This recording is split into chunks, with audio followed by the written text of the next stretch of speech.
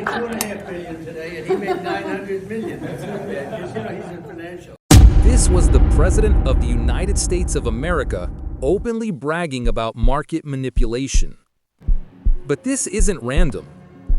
Right now, in Washington, a quieter kind of emergency is happening. Hiking the prices of drugs.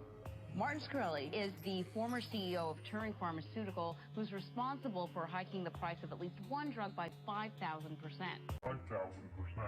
Are you going to change the price? No. It's not on the evening news. It doesn't trend on your feed. Lobbyists from countless huge corporations, and especially Big Pharma, are spending serious money to shape the next round of healthcare rules. To protect profits, slow pricing reforms, and rewrite how drug prices are negotiated. Senator, Means behind all those little Senate hearing theater, while the industry benefits hugely from publicly funded research, it manages to steer healthcare expenditure towards its most expensive medications. No good idea goes forward without a pharmaceutical company. corporations are busy rewriting laws. Does that matter to you? Yes, a lot, because those changes can decide whether your prescriptions get cheaper or whether your premiums skyrocket. Let me give you the short version.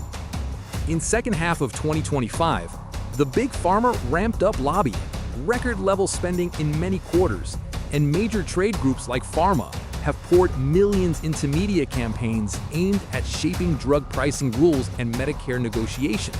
They are spending hundreds of millions of dollars, and then $200 million on lobbying alone. They have 1,500 lobbyists in Congress for 535 members. They will probably spend $500 million alone. That is why you're seeing all those spam tweets about repeal Obamacare suddenly. They're not just arguing in press releases. They're pushing alternative policies to blunt price negotiation powers, to alter how middlemen, PBMs, get paid, and to influence whether enhanced ACA subsidies stay in place. Some lawmakers have even introduced bills to repeal or dramatically alter the Affordable Care Act. Here's why I'm angry. The Democrats passed Obamacare, but yet the Republicans have never done anything to correct the problems that exist with it. And big players are positioning themselves to benefit from whichever outcome looks likely. So what does their playbook look like? 3 moves to watch for. 1. Water down or delay rules that allow Medicare to negotiate lower prices for expensive drugs. 2. Rework pharmacy benefit and rebate systems so that margins shift back to manufacturers and middlemen. 3. Push for subsidy changes that reshape who pays what on the ACA exchanges.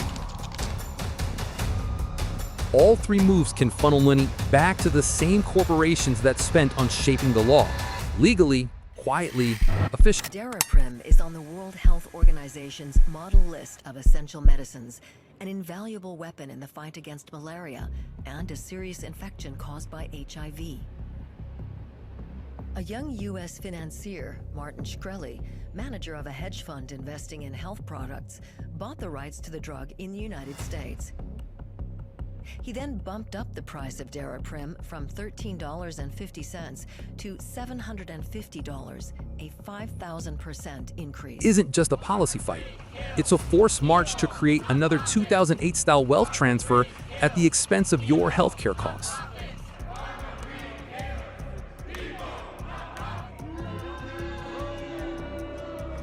Martin Shkreli refused to budge on the price of his medication. Martin Shkreli, founder. Facing the financial press, he tried to defend the indefensible. Thanks for coming. Thank you. Up here. If you could rewind the clock a few months, I wonder if you would do anything differently.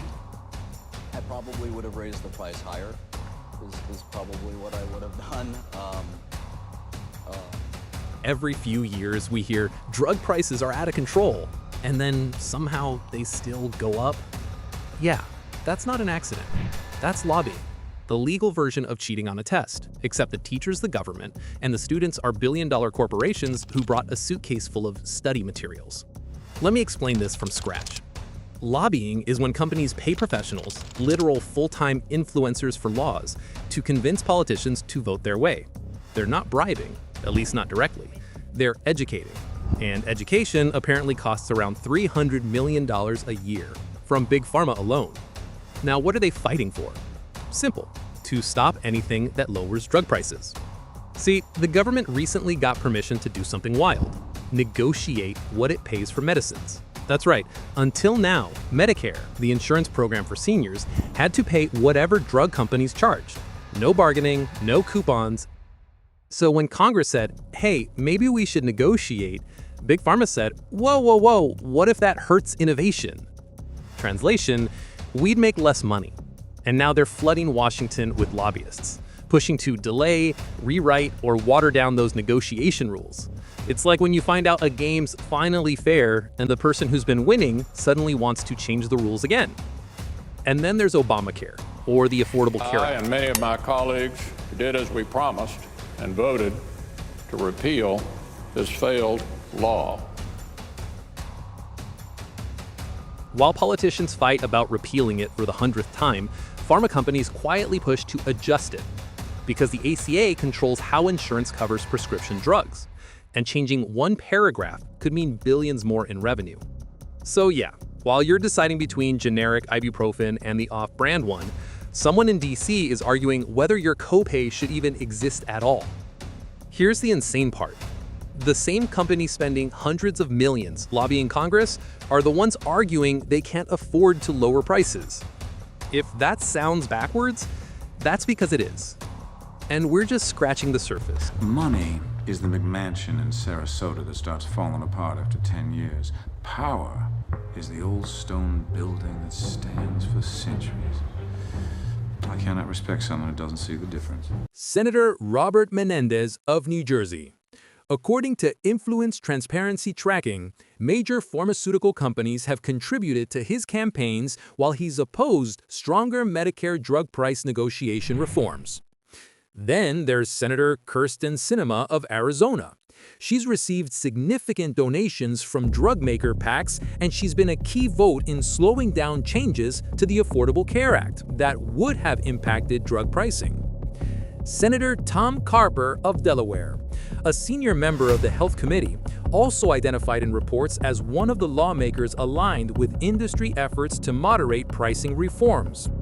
Big jobs and huge financial stakes. When you trace their career paths, campaign donations, and legislative records, you'll see the pattern: industry influence, lawmaker and key committee, favorable outcomes for the donors. This isn't coincidence. It's a strategy. And yes, you'll pay for it.